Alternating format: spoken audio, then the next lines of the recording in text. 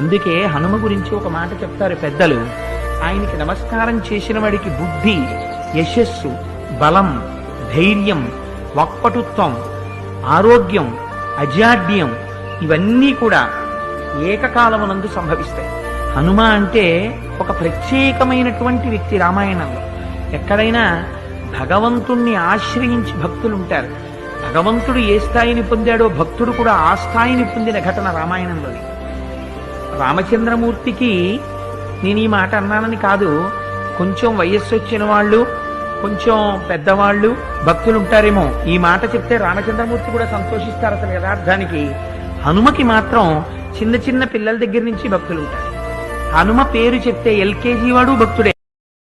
Content నచ్చితే like చేయండి, share చేయండి, ఇంకా సబ్స్క్రైబ్ చేయడం మర్చిపోకండి. జై శ్రీరామ్.